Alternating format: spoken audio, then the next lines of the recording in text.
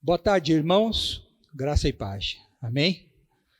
Vamos dar início à aula deste domingo, 25 de setembro, nossa Escola Bíblica de Discípulos, estudando a Palavra de Deus juntos. Vamos pedir, antes de iniciarmos, a direção do Espírito Santo. Vamos pedir a Ele que nos conduza, que nos ensine, que nos instrua, iluminando os olhos do nosso coração e nos edificando no conhecimento da palavra do Senhor. É o Espírito Santo o nosso mestre. Amém? E nós vamos então depositar nas mãos dele o cuidado da aula deste domingo. Pedir que ele então opere e abençoe a cada um de nós que aqui estamos juntos estudando a palavra de Deus. Vamos fechar os nossos olhos, vamos orar. Nosso Deus, nosso Pai, nós te glorificamos. Estamos na tua presença nesta tarde, clamando ao Senhor que o Espírito Santo venha sobre nós, pedindo a ti, ó Deus, que envie o poder, a unção do Espírito Santo, do nosso guia. Bendito Espírito de Deus, nos conduza, nos instrua, ilumina os nossos olhos, nosso coração, e que possamos, ao meditar e aprender da tua palavra, ser edificados, sermos transformados, aprendermos a viver uma vida de plena comunhão contigo, aprendermos, Espírito Santo, a andarmos cheios da tua presença, com a nossa vida sendo um instrumento teu, para que possamos ser usados por ti com os dons que tu nos destes, para que o nome do Senhor seja edificado, a igreja seja abençoada. Nós te pedimos nesta tarde a tua bênção sobre cada aluno da EBD. Pedimos que o Senhor nos desperte mais e mais. Também trabalhe no coração daqueles irmãos que não têm se encaminhado para estudar a tua palavra conosco aqui. Alguns deixaram a EBD, é fato, é verdade. Então pedimos, Espírito Santo, que tu trabalhes no coração deles, despertando-os para a importância, para a necessidade e a urgência de nós nos voltarmos para o ensino da palavra. Nós oramos em nome de Jesus. Amém. Queridos irmãos, estamos na reta final, já não é nem a reta, é a curva final, né? Hoje é o último domingo deste bimestre. Se os irmãos não sabem, né? Deste nosso terceiro bimestre, né? Da EBD. Os irmãos se lembram que nós iniciamos o ano com um recesso em janeiro, né? Depois em fevereiro nós temos na nossa agenda, a nossa EBD de verão. Foi assim. Estivemos aqui estudando a política e a Bíblia, né?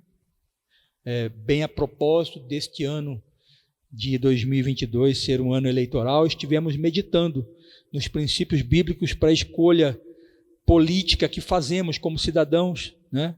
Somos cidadãos dos céus, mas também somos cidadãos aqui desta terra, né? Cidadãos brasileiros, e estivemos em fevereiro, na nossa EBD de verão, estudando sobre isso. Depois nós iniciamos os bimestres, né? Tivemos o primeiro bimestre, março, abril, o segundo bimestre, maio e junho, depois a nossa EBD de inverno. Estivemos aqui com 2 temas na nossa EBD de inverno. O pastor Ayrton Williams esteve conosco ministrando a palavra de Deus, e começamos então o segundo semestre com o nosso terceiro bimestre, estudando sobre o Espírito Santo e você. E agora estamos concluindo. A partir do próximo domingo iniciaremos o 4º bimestre da nossa Escola Bíblica de Discípulos. Então, mês de outubro e novembro, teremos nosso 4º bimestre. Já temos um tema e estaremos juntos, né? Estudando a palavra de Deus neste último bimestre. E a partir do final do ano, um breve recesso. Amados, a propósito, antes que eu me esqueça, domingo que vem nós iniciaríamos o nosso novo tema, mas domingo que vem nós teremos as eleições, né? O primeiro turno das eleições.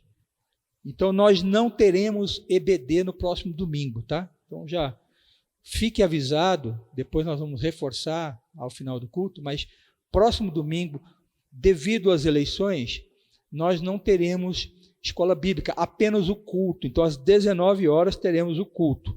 Como o processo de votação termina 18 horas ou 17 horas, não tenho bem certo, 17 horas, dá tempo de você, né, que porventura estiver trabalhando ou tiver que votar ainda. Eu voto lá na Asa Sul, pretendo ir não de manhã, porque é mais gente, pretendo ir na hora do almoço, mas enfim, à tarde estaremos aqui, aliás, à noite, às 19 horas, pontualmente, para começar o nosso culto, mas estaremos, neste domingo, não teremos a nossa escola bíblica de discípulos, e no outro começaremos aí o novo tema, né? Segundo domingo, teremos a Santa Ceia, domingo que vem, e no segundo domingo iniciaremos o novo tema, né, da EBD, tá bom? Vamos lá então, queridos. Nós estamos finalizando, e hoje nós queremos, assim, tratar duas perguntas que são comuns, né, nesse tema do Espírito Santo. Há muitas outras, né? Mas finalizando esse assunto, nós vamos tratar de duas perguntas que comumente fazemos, né, sobre este assunto do Espírito Santo. A primeira tem a ver com os dons, porque o Douglas esteve, né, nas últimas 2 ou 3 aulas falando sobre dons do Espírito Santo, né? Então ele falou particularmente de cada dom, e eu espero que não tenham ficado dúvidas, mas se eventualmente alguma dúvida remanesceu, né, está aqui a oportunidade para você poder esclarecer, né, o seu coração sobre os dons do Espírito Santo. Então a gente falou sobre dons de ministério, dons de serviço, né? E hoje nós vamos tratar então dessas duas perguntas. A primeira pergunta está relacionada com o dom e é a seguinte. Esta é a primeira pergunta então que nós comumente ouvimos e temos sobre os dons do Espírito Santo, né? Como reconhecer então os dons que o Espírito Santo lhe concede a mim? Como saber quais os dons que ele me deu? A gente já falou dos dons de ministério, né? Falamos dom de administração, o dom de línguas, dom de profecias, dons de curas. Mas como reconhecer os dons que ele me deu, né? Como reconhecer isso? Então, nós vamos tentar responder isso com 3 respostas aí a essa pergunta, tá? 3 respostas. A primeira, tenta lá, por favor. Pode clicar aí para a gente mais uma vez. Primeiro, avalie você, meu irmão, minha irmã, você que tem desejo, né, de servir a Deus, tem desejo de fazer a vontade de Deus cada vez mais na sua vida e ser um instrumento de Deus. Avalie você, meu irmão, se o dom que você porventura acredita ter recebido, né, e talvez tenha dúvida, está sendo proveitoso para a igreja. Esse é um termômetro importantíssimo, né, para nós, que queremos saber se realmente este dom que eu acredito que eu tenha, este talento que eu acredito Deus me deu, ele é de fato algo que vem do Senhor para mim. Então a primeira avaliação que você deve fazer é essa. Está sendo proveitoso para a igreja? Claro, se você estiver usando, né, o seu dom. Tem um texto que eu acredito que nós já lemos, mas vamos ler novamente, que está em 1 Coríntios, capítulo 12. Abra a sua Bíblia aí. Primeira carta de Coríntios, capítulo 12. Paulo está instruindo a igreja de Corinto sobre os dons espirituais. E ele fala algo importante no verso 7. 1 Coríntios 12, 7. Diz lá: a manifestação do Espírito é concedida a cada um visando um fim proveitoso. Proveitoso.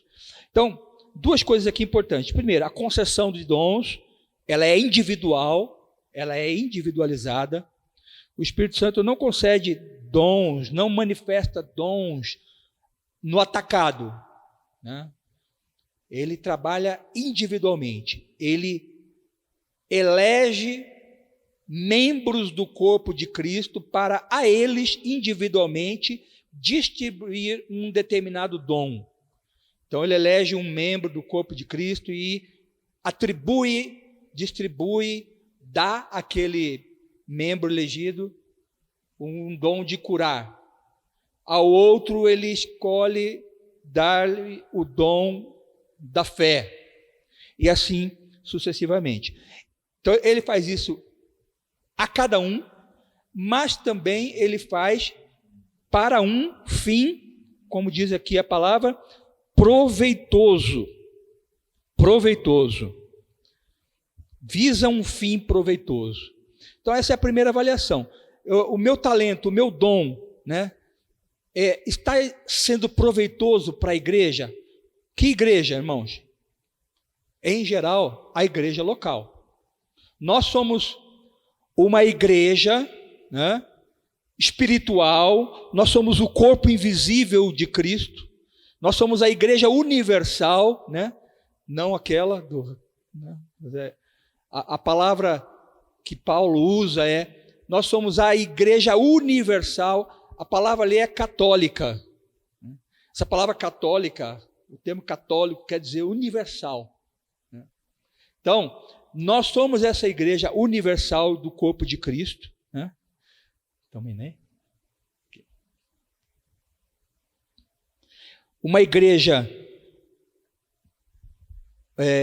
que reúne, né, membros, pessoas de todas as tribos, povos, línguas, nações, né?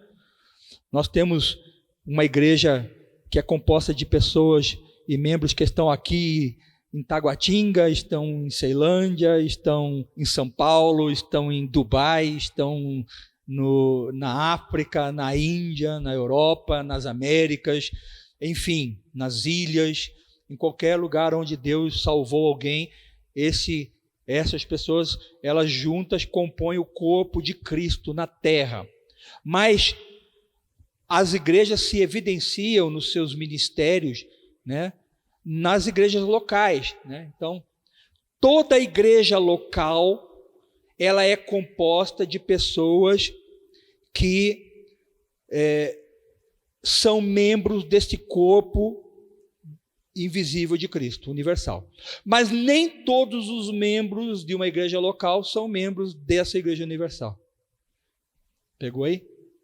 Então, o corpo de Cristo, ele é assim, espalhado em toda a terra e se evidencia nas igrejas locais, nos diversos, né, locais do mundo, né? Cada igreja é um pastor.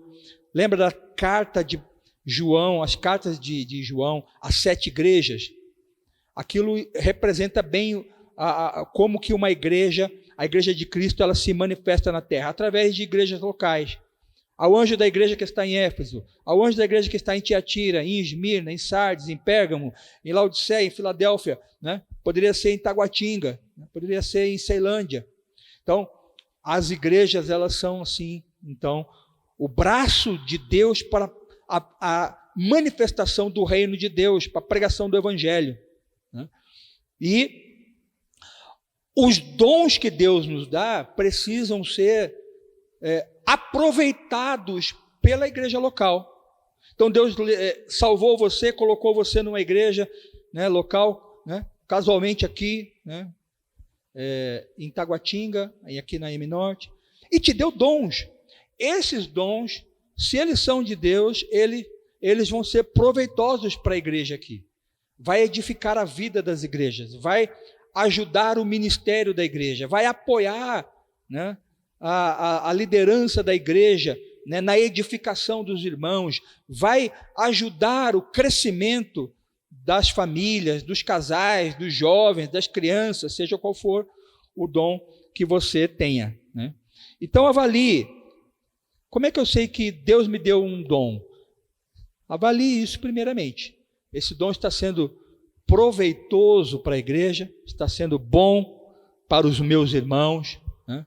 Às vezes Deus te deu um dom de sabedoria, palavra de sabedoria, ou te deu um dom da palavra de conhecimento, né? Ou te deu um dom de operação de maravilhas. A cada um é dado um dom, né? O Espírito dá isso individualmente, né? Discernimento de espíritos. Se Deus te deu um dom de discernimento de espíritos e você quer saber se de fato foi Ele que te deu, veja se esse dom tem cooperado para você ajudar a igreja a identificar os espíritos, né? Se são espíritos malignos, se são espíritos que provêm de Deus ou não. Então, todos esses aspectos, né, ajudam a gente. Há pessoas entre nós que nós reconhecemos, possuem dons de Deus. E tem sido muito proveitoso em diferentes casos aqui na igreja, o dom que as pessoas têm, porque nós temos sido testemunha disso, a gente vê, né? Tem pessoas que têm discernimento de espírito, vira e mexe, eu sou chamado, né? Pastor, eu estou entendendo que alguma coisa está errada. E aí você guarda no coração, você coloca diante de Deus e testa, né? Para ver se de fato aquela percepção espiritual que determinado irmão teve, né, de fato foi algo que o Espírito Santo mostrou, deu para ela. E em geral, a gente tem visto que algumas pessoas têm tido de fato uma consistência em provar, né, da ação do Espírito Santo através de si para a edificação da igreja aqui. Isso é um dom que Deus deu para ela, né? E ela tem sido, e esse dom tem sido proveitoso, tem nos ajudado no ministério. Então, esse é uma avaliação importante. A segunda pergunta aí, como reconhecer então os dons que o Espírito Santo lhe concede? A segunda resposta, aliás, é isso. Identifique, né? Aliás, identificar qual é o seu lugar no corpo de Cristo aqui, vai te ajudar a melhor saber se o seu dom é de fato um dom reconhecidamente dado pelo Espírito Santo e que você, então, pode, dessa forma, ter segurança em usar o seu dom. Talvez você ainda não tenha descoberto qual é o seu lugar no corpo. Irmãos, nós somos um corpo. E ocupar um lugar no corpo é ocupar uma função no corpo, né?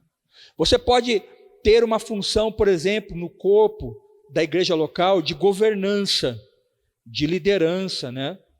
Você pode ter uma função no corpo, um lugar no corpo de ensino. Em nosso corpo, né? E a metáfora que Paulo faz do corpo e dos membros, né? Ele fala lá do olho, da mão, né? do pé, né? Então, existem membros no corpo que são responsáveis pelo ensino. O cérebro, por exemplo, ele comanda, ele orienta, ele ensina os outros membros do corpo a funcionarem. Então, talvez você tenha um lugar nessa função de governança, ou de ensino, né? Ou de apoio, ou de intercessão, né? Ou de exercer misericórdia, ajuda, enfim. Há vários lugares, funções no corpo de Cristo, e Quando eu sei para que Deus me colocou aqui na igreja, eu consigo identificar melhor o meu dom. Se eu entendo que Deus me colocou aqui nessa igreja para ajudar no ensino, então muito provavelmente eu posso pedir ao Senhor, ao Espírito Santo, dons nessa área, e posso talvez ter confirmação de que aquilo que eu tenho, facilidade, por exemplo, a sabedoria que Deus me deu, a capacidade que Deus me deu para ensinar, é de fato dada por Ele, porque eu estou numa igreja onde eu estou colocado numa função, eu me sinto integrado no ministério e na oportunidade de ensinar a outros, né? Ensinar a jovens, ensinar a casais, a homens, a mulheres, enfim, qualquer que seja a área de ensino. Então, é muito importante você tentar identificar qual é o seu lugar no corpo, né? O que a gente não pode, como crente numa igreja, é não saber qual é a minha função aqui na igreja, né? Igreja, queridos, ela não é uma atividade, né, onde eu passivamente me envolvo. Não. Igreja é uma oportunidade de nós sermos protagonistas, de nós sermos, de fato, peças de engrenagem que rodem, que trabalhem. Não sermos apenas, né, integrantes passivos desse projeto. Então, isso é uma coisa que aqui na igreja nós vamos bater sempre, né? A nossa visão aqui na igreja, ela está baseada num tripé: adoração, comunhão e serviço. Por quê? Porque a gente entende que a igreja é o lugar onde a gente, de forma proativa, adora juntos, tem comunhão uns com os outros, e comunhão, ela implica em doar-se, né? Doar seu tempo, seus ouvidos, né? Doar sua presença para estar em comunhão com os irmãos e apoiar uns aos outros. E, em terceiro, o terceiro pé desse tripé é o serviço, né? É sermos ativos em fazer a obra de Deus, para a edificação do corpo e também para servirmos o mundo. Então, nós precisamos entender qual é a minha função aqui. Para que Deus me colocou lá, né? Para que Deus me colocou naquela igreja? Qual é o propósito de Deus ali naquela igreja? Como Ele quer me usar, né? Nós precisamos perguntar a Deus isso. Deus nos coloca na igreja, a gente se converte, a gente começa a aprender, mas na medida que a gente vai criando musculatura, a gente vai tendo a oportunidade e o dever cristão de servir a igreja, servir o corpo de Cristo. Amém? Você já identificou o seu lugar aqui no corpo? Aqui nessa igreja? Você já sabe para que Deus colocou você aqui? Se você não sabe, pergunte a Ele. Pergunte ao Senhor, né? Converse com seus líderes, investigue isso, né? Peça ao Senhor, qual é a minha função ali naquela igreja, né? Isso todo crente aqui vai ser estimulado a fazer, né? Nós não queremos ninguém parado, né? Ninguém inativo, inerte, né? Infértil na igreja. O seu serviço pode e vai abençoar outros irmãos. Uma pessoa que entendeu que ela está na igreja e ela entende que ela pode ser alguém que exerça acolhimento e misericórdia, por exemplo. Aí essa pessoa vai ajudar, vai trabalhar no Ministério de Ação Social, ou vai trabalhar na recepção da igreja, acolhendo as pessoas que chegam, né?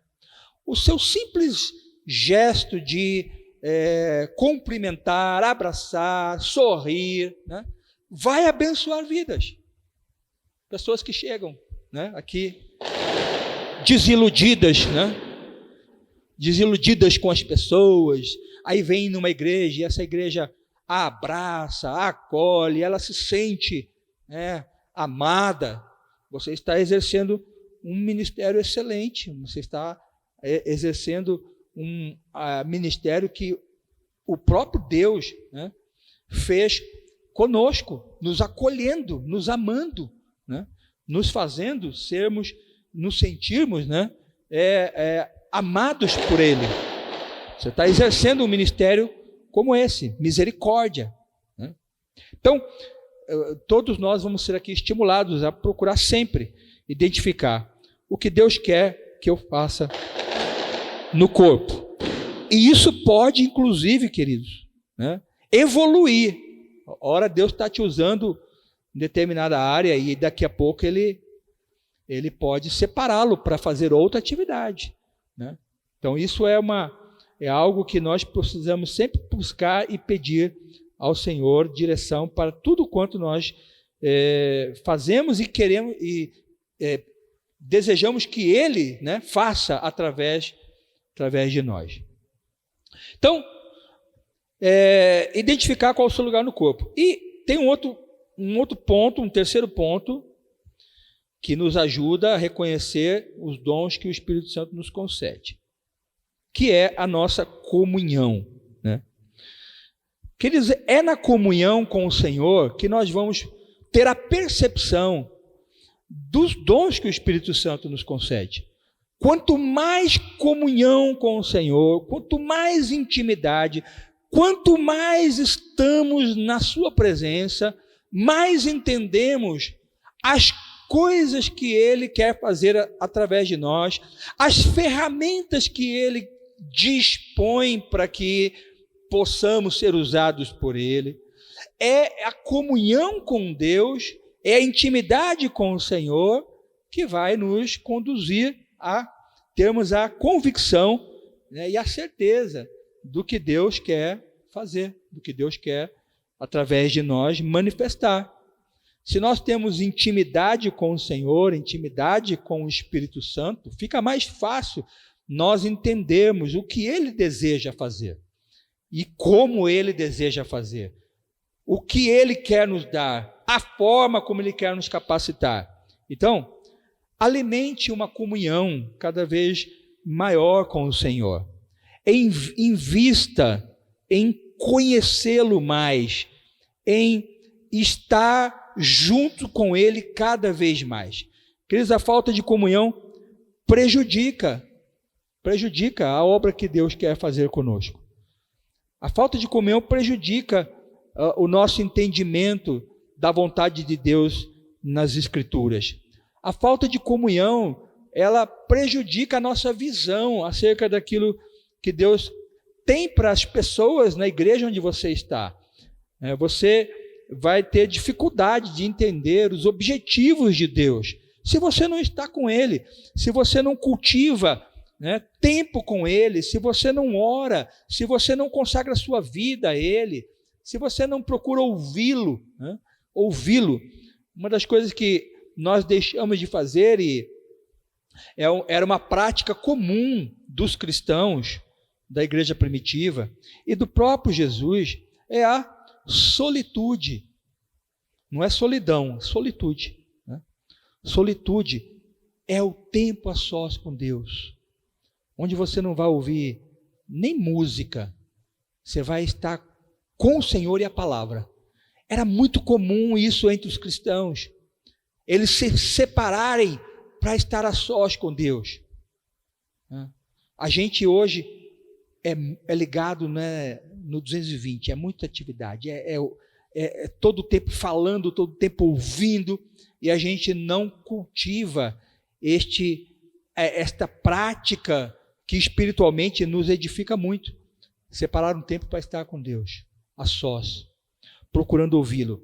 Essa comunhão com o Senhor vai nos tornar mais sensíveis àquilo que Ele quer fazer através de nós, aos dons que Ele quer manifestar através de nós, a forma como o Espírito Santo quer nos capacitar, nos instrumentalizar e nos usar, né? Então nós precisamos, dificuldades que as pessoas têm para entender a obra de Deus na sua vida, passa muito pela falta de comunhão, pela falta de comunhão, Então, para descobrir o dom, o dom ou os dons, né? Pode ser um ou pode ser mais, que você possui. Primeiro creia, né? Nós estamos aqui há alguns domingos falando de dons espirituais. Você precisa crer nos dons espirituais, porque a igreja deixou muitas vezes de crer nos dons espirituais.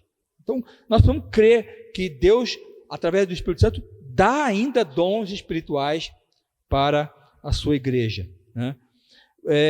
Conheça os dons, e nós procuramos fazer isso aqui, estudando os dons, lendo sobre os dons. Há muito bons livros, eu posso recomendar para você, sobre dons espirituais, se você deseja conhecer, né? E trabalhe para, de fato, descobrir, né? Deseje descobrir os dons que você possui, né? Orando e fazendo estas avaliações, né? Avaliando de fato, né? Qual é o fim que o meu ministério, os dons que Deus tem me concedido, tem sido para a igreja, né? Tem sido um fim proveitoso, né? Eu sei do meu lugar no corpo, eu sei por que eu estou na igreja, eu sei qual é a necessidade que eu satisfaço, preencho na casa do Senhor, no corpo da igreja, e procurar então, assim, a progredir, né, na sua consagração individual e pessoal, amém? Como? Apresentando o seu corpo a Deus. É o que o texto de Romanos 12, 1 e 2 nos ensina, né? Rogo-vos, pois, irmãos, Paulo falando da igreja de Romanos, pelas misericórdias de Deus, pela compaixão de Deus, que apresenteis o vosso corpo, né, como sacrifício vivo, santo e agradável a Deus, que é o vosso culto racional, consagração da vida. Queridos, nós precisamos ser intencionais nisso. Intencionais. Senhor, eu ofereço o meu corpo a Ti.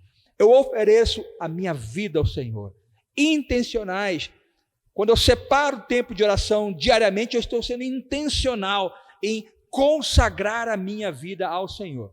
Podia estar fazendo muita coisa, podia estar, né, praticando um esporte, podia estar fazendo isso, aquilo, mas quando eu, além das coisas que eu faço, não que quando você, por exemplo, vá praticar um esporte, você não possa ali estar em comunhão com Deus, mas se além das coisas que você faz em comunhão com Deus, você separa um tempo para Deus, você está intencionalmente dizendo ao Senhor, eu estou consagrando a minha vida ao Senhor. E nós precisamos ser intencionais nisso. Eu vou para o meu trabalho, lá no meu trabalho, eu procuro me manter em comunhão com Deus, eu, em determinado momento, né, paro para orar, ali no intervalo e tal, mas quando eu intencionalmente acordo 2 horas mais cedo, para estar orando, para estar lendo a palavra, eu estou intencionalmente falando a Deus, eu estou consagrando a minha vida ao Senhor. Então, apresentar, né, o corpo ao Senhor. Queridos, isso deve ser um estímulo diário em nossa vida e um desejo. E falando em desejo, nós temos uma segunda pergunta comum também. Então, como reconhecer os dons? E há uma segunda pergunta que é esta: como ficar cheio do Espírito Santo? Vamos concluir o nosso estudo sobre o Espírito Santo refletindo um pouco nisso. Como ficar cheio do Espírito Santo? Qual é o caminho para sermos cheios do Espírito Santo? Qual é a atitude correta que eu devo ter se desejo e almejo ser cheio do Espírito Santo e permanecer cheio do Espírito Santo? Então também nós aqui resumimos em 3 atitudes, 3 respostas aqui para procurar satisfazer essa pergunta, que eu espero seja a pergunta de todos nós aqui. Nós aqui todos, sem exceção, a começar de mim e na vida de cada um dos irmãos. deveríamos ter este anseio espiritual no nosso coração, de uma forma muito intensa, ser cheio do Espírito Santo. Como ficar cheio do Espírito Santo? Primeiro, parece simples e óbvio, né? Mas muitas vezes não é. Confesse a Deus seus pecados diariamente. Queridos, a confissão é algo que sempre foi uma prática da igreja. A igreja, ela sempre procurou, tanto na sua liturgia quanto no seu culto individual, né? Tanto no culto congregacional como no culto individual, a prática da confissão diária. Quando os reformadores se separaram da Igreja Católica, né, e então passaram a estudar, né, quais as práticas bíblicas que a igreja deveria manter, porque uma coisa que os reformadores não fizeram, irmãos, nem Lutero, nem Calvino, é dizer assim: saímos da Igreja Católica, queima tudo que é da Igreja Católica, queremos apagar o passado da Igreja Católica, não queremos nada da Igreja. Não, eles não fizeram isso. Eles levaram 20 anos, irmãos, estudando os ritos litúrgicos, os ritos sacramentais, para chegar a uma conclusão do que manter e o que não manter. Existia um rito sacramental na Igreja Católica que era a confissão. A confissão. Os reformadores não descartaram a confissão, eles mantiveram a confissão, mas não como a Igreja Católica fazia, porque eles entendiam que havia alguns equívocos. Primeiro, a confissão, ela, do ponto de vista bíblico, não precisa ser feita apenas para um clérigo, né? E outro aspecto você só poderia tomar a hóstia, que é a Eucaristia, que é a ceia, se você fizesse a confissão com o clérigo, senão você não poderia tomar a ceia. E os reformadores foram vendo que a Bíblia não ensinava assim. A Bíblia ensina, por exemplo, que o cristão, né, convertido, né, o cristão salvo, batizado, ele deve participar da ceia, né? Independentemente de se ele confessou ou não com o clérigo o seu pecado. Não, ele deve participar da ceia. Paulo fala: examine-se o homem a si mesmo, não outro o examine. Examine-se a si mesmo e assim coma e beba. Os católicos não faziam isso. Então, para tomar a hóstia, né? A hóstia, né, o pão da ceia, a hóstia. Aliás, essa palavra hóstia, ela vem da palavra hostilizado, né? Porque o pão simboliza o corpo de Cristo ferido por nós, hostilizado por nós. Por isso chamava hóstia, né? A hóstia é nada mais que um pão sem fermento, né? Então, para o cristão participar da Eucaristia ou da ceia do Senhor, os reformadores entenderam que ele não tinha que confessar primeiro o seu pecado para um clérigo. Ele poderia participar, né? E, por outro lado, guardar a confissão. Agora, a confissão, ela pode ser feita a qualquer tempo, a qualquer momento e para qualquer pessoa. Tiago vai falar lá, e os reformadores destacaram bem esse texto: confessar as vossas culpas, vossos pecados uns aos outros. Então, a confissão é algo que eu posso fazer, né, para qualquer pessoa. É claro, tem sempre o cuidado, né? Você não vai confessar seus pecados de forma aleatória para qualquer pessoa, mas você deve confessar seus pecados. E a confissão, ela é diária. A confissão é diária. Quando Jesus ensina a oração do Pai Nosso, aquilo envolve confissão diária. Perdoa nossas dívidas, assim como nós perdoamos aos nossos devedores. Então, confessar a Deus seus pecados diariamente e ter uma prática de confissão pessoal de pecados que insistem em prendê-lo, insistem em escravizá-lo, e você precisa de ajuda de outros irmãos piedosos, seus pastores, seus líderes, irmãos que você confie. Você precisa confessar, deve confessar, porque essa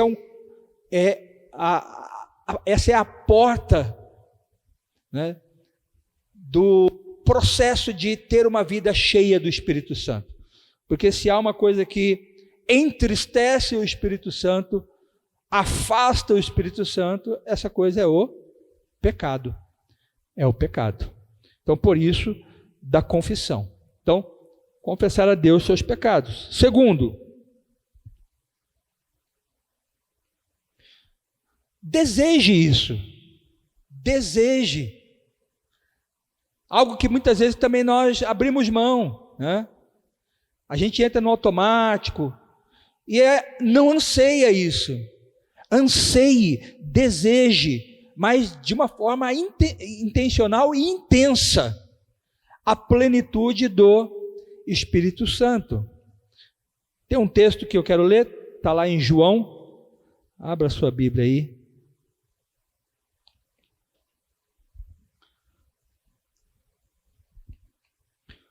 Evangelho de João.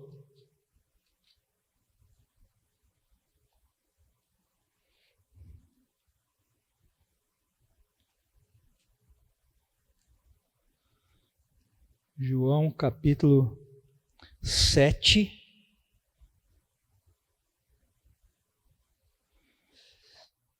João 7, verso 37. João 7, 37.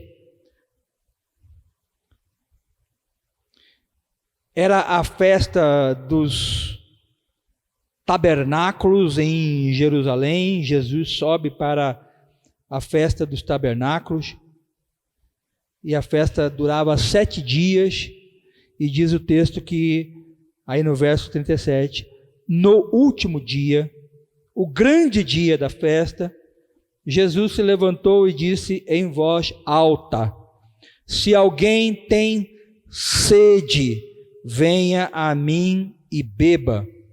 Quem crer em mim, como diz a Escritura, do seu interior fluirão rios de água viva. Isso ele disse a respeito do Espírito que os que nele crescem haviam de receber, pois o Espírito até aquele momento não tinha sido dado, porque Jesus ainda não havia sido glorificado. Então, sede é algo, queridos, que nos move, né? É algo que nos impele a saciarmos, né, este estado em que o nosso corpo se encontra. Então, a plenitude do Espírito Santo, a presença do Espírito Santo, o revestimento e o preenchimento do coração, da alma com a pessoa do Espírito Santo, ela deve ser fruto de um intenso desejo do nosso coração. Por isso, deseje, né, intensamente isso.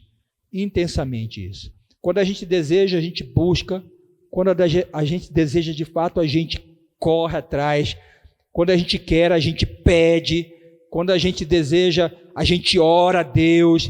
A gente insiste com Ele. A gente busca, né, diariamente. A gente clama por isso. Mas quando nós não desejamos, tanto faz como tanto fez, como diria o outro. A gente nem incomoda Deus por isso, né? Jesus, ele conta a parábola sobre o dever de orar sempre, sem nunca esmorecer. Ele conta a parábola daquela mulher que ia na porta do juiz e insistia. Nós devemos ser assim, se nós queremos ficarmos cheios do Espírito Santo. Tem que ser um desejo intenso nosso. Deus não vai sair aí enchendo vasos que não querem nem se voltar para Ele, que não estão nem priorizando a comunhão com Ele. Mas se você desejar isso e buscar intensamente, você pode esperar ter uma vida cheia da presença do Espírito Santo e permanecer cheio do Espírito Santo. Amém? E em terceiro lugar, como ficar cheio do Espírito Santo? Passa um pouco pelo que nós já falamos na primeira parte, né? Consagre plenamente a sua vida a Ele. Não faça uma consagração, a prestação, né? Eu vou consagrar aqui parcelas da minha vida, né? Vou consagrar a minha vida em 360 meses. Não, queridos, consagre plenamente a sua vida. Consagre plenamente a sua vida. O seu tempo, o seu dinheiro, o seu trabalho, né? Sua família. Dizer ao Senhor, Senhor, tudo é teu, nada é meu. A minha vida é do Senhor. É uma consagração que, de fato, vai revelar o quanto de nós está disposto, né? O quanto de nosso coração está disponível para o Senhor. Uma consagração plena, né? De novo a gente lembra de Romanos 12, 1 e 2. Nós queremos ser cheios com o seu poder, né? Mas, queridos, somente aquilo que está vazio e totalmente disposto, Deus pode encher. Deus pode encher. Quando nós temos reservas em nós, né? Quando nós temos áreas em nossa alma, em nossa vida, em nossa existência, que insistimos em conduzir à parte de Deus ou independente de Deus, né? Nós não vamos ser estes vasos totalmente dispostos, vazios, para sermos então cheios da plenitude do Espírito Santo. A grande verdade é que há crentes que não têm sede. Há crentes que estão satisfeitos com a fé que possuem, com as coisas que fazem. Há crentes que entenderam que está bom, eu não preciso me doar mais. Afinal de contas, eu já fui batizado, eu já sou membro de uma igreja, né? Participo dos cultos regularmente. Está bom, né? Não há um anseio, uma expectativa nele ou nela de ser mais usados, ser mais transformados, ser mais cheios, de abrir mão, de estar disposto de fato a ir aonde Ele enviar, a fazer o que Ele quer que eu faça, seja o que for, né? Então, nós precisamos investigar o nosso coração. Eu quero de fato ser cheio do Espírito Santo, ficar cheio do Espírito Santo, e entender, né, irmãos, que essa consagração da vida, ela tem um custo, ela tem um preço. O discipulado tem um preço, tem um custo. Porque às vezes nós até queremos, mas não estamos dispostos a abrir mão, eventualmente, de coisas que Deus pode nos pedir. Então precisamos entender isso. Eu estou disposto, de fato, né, a dar tudo o que tenho, a ir para onde Ele quer que eu vá, né, a ser, de fato, totalmente instrumento nas mãos dEle, sem reservas. Esse é um passo importantíssimo. Consagração plena da nossa vida e da nossa existência. E por que queremos isso, queridos? Por que queremos consagrar a Deus? Por que queremos ficar cheios do Espírito Santo? Não deve ser para outra coisa senão termos poder para vivermos uma vida santa, poder para servirmos a Deus, termos prudência cada vez maior, né, no nosso caminhar. Paulo vai falar lá em Efésios 4:1, digo-vos, vede prudentemente como andam, né? Então, prudência no andar, sermos cheios do Espírito Santo, plenos do Espírito Santo, para sabermos administrar o nosso tempo de forma adequada e que vai servir a Deus de uma forma melhor. Paulo fala sobre redimirmos o nosso tempo, termos plenitude do Espírito Santo para compreendermos a vontade de Deus. Enfim, por que ficar cheio do Espírito Santo? Se não for para esses propósitos, para termos uma vida de gratidão a Deus, uma vida de humildade, de plena consagração, se não for para esses objetivos nobres e espirituais, não valerá a pena desejar e trabalhar para ser cheio do Espírito Santo.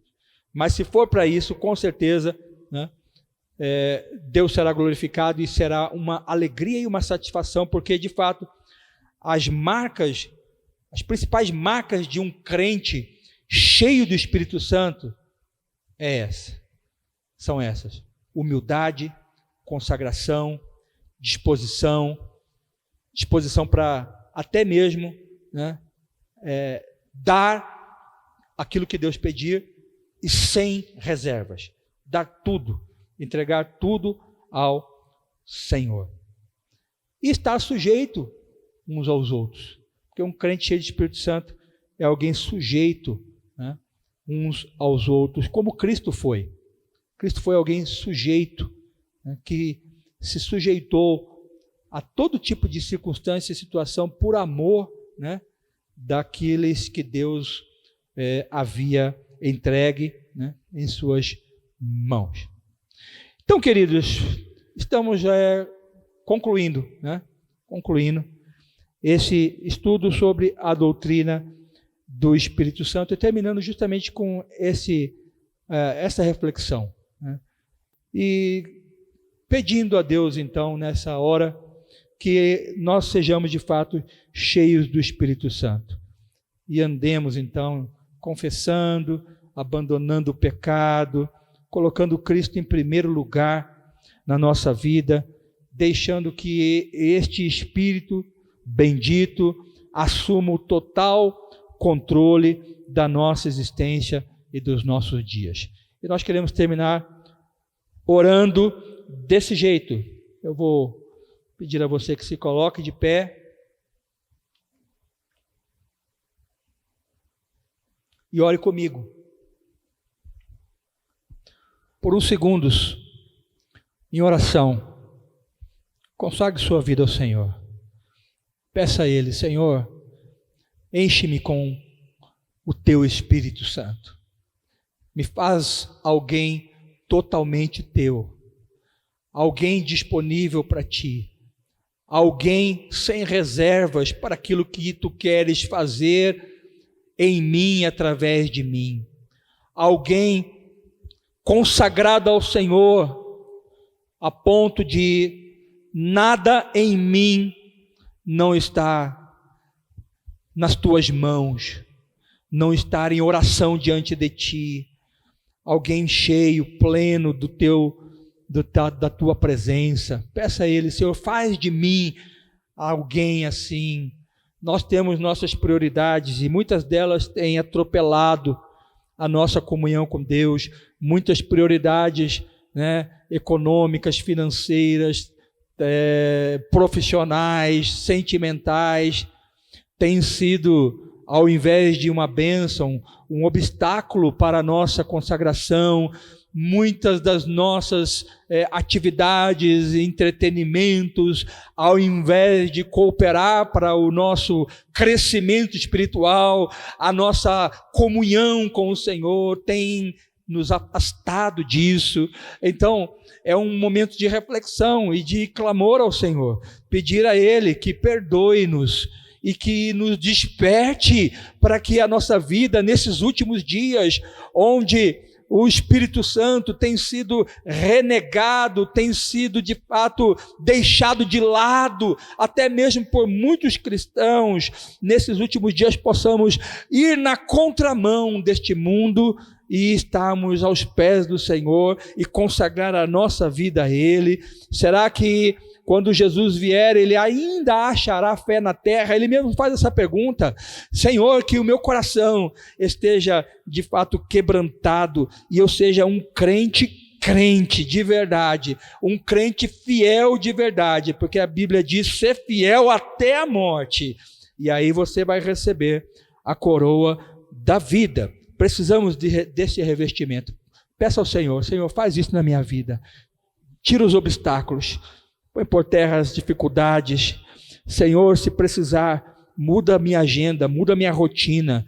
Senhor, se não for da tua vontade, Senhor, ó Deus, que eu continue fazendo aquilo que eu faço, Senhor, ó Deus, me alimentando daquilo que eu me alimento. Senhor, trabalha na minha vida e muda meus caminhos, e Senhor, dá com que eu seja de fato alguém, Senhor, consagrado ao Senhor. Eu não quero ser um crente carnal, eu quero ser um crente espiritual. Eu quero a plenitude, eu quero a presença, eu quero o poder, o revestimento do Espírito Santo do Senhor na minha vida. Ajuda-me na minha comunhão diária, na minha vida de oração. Ô Senhor, quanto tempo faz que eu não oro? Quanto tempo faz que eu não choro? Quanto tempo faz que eu não me separo para estar nos teus pés? Me ajuda, Senhor.